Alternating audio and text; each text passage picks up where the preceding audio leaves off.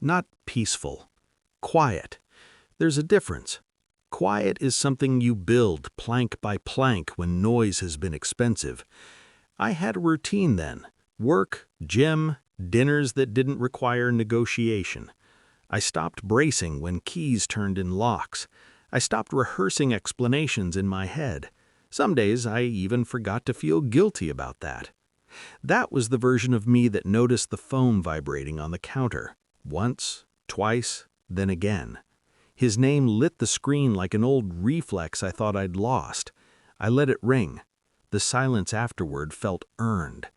Then it started again, relentless, almost offended, as if the phone itself believed I owed an answer. I remember thinking, this is not how emergencies sound. Emergencies are confused, scattered. This was controlled panic, directed outward. I answered because I wanted to know if the quiet I'd built could survive contact.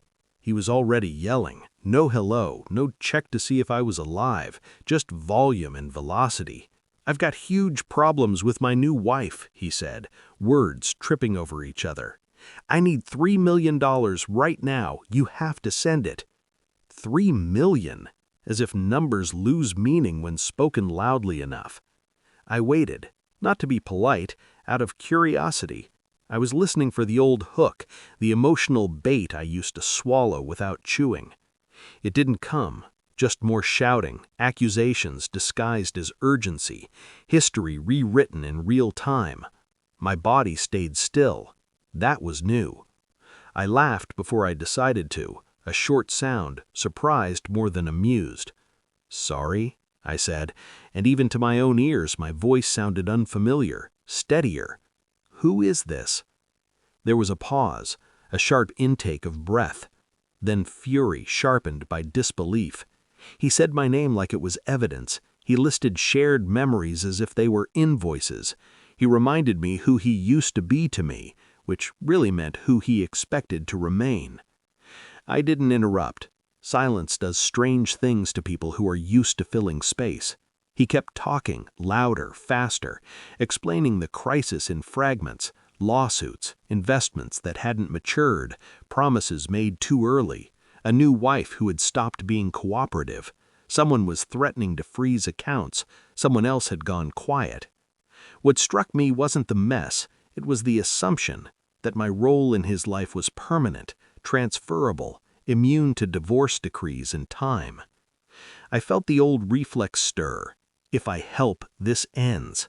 That belief had kept me married longer than love ever did. Help now, calm later. Pay now, peace eventually.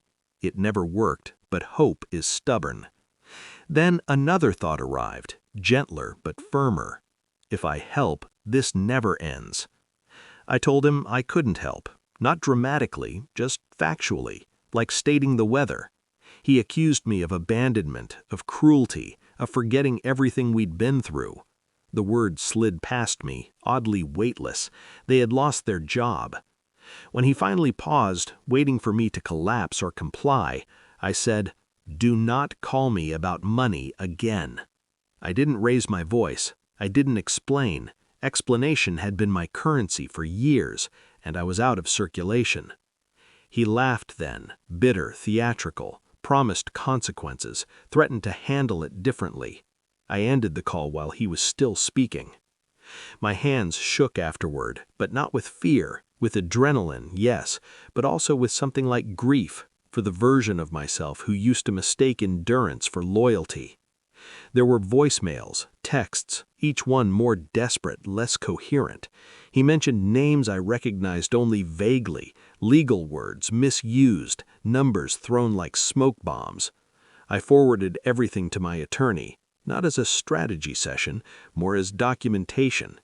Months earlier, she had told me, calmly, to expect this. "When access closes," she said, "some people escalate. Let me be the wall."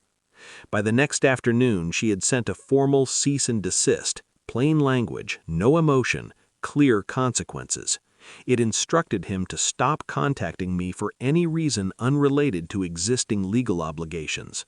All communication would go through counsel. Authority doesn't announce itself with drama. It arrives in letterhead and deadlines. The calls stopped that day. Not gradually, not after a final outburst, just stopped, as if someone had cut a wire. The silence afterward felt different from the quiet I'd built alone. This one was reinforced, structural. It didn't depend on my mood or my resolve. It was enforceable. I waited for the satisfaction I'd imagined might come, some sense of triumph maybe. It didn't. What came instead was a long exhale, and beneath that, a sadness that surprised me with its patience. I sat on the couch that evening and let myself feel it. How long I had believed love meant availability. How often I had confused being needed with being valued. How easy it had been for him to reach me, and how hard it had been for me to disappear.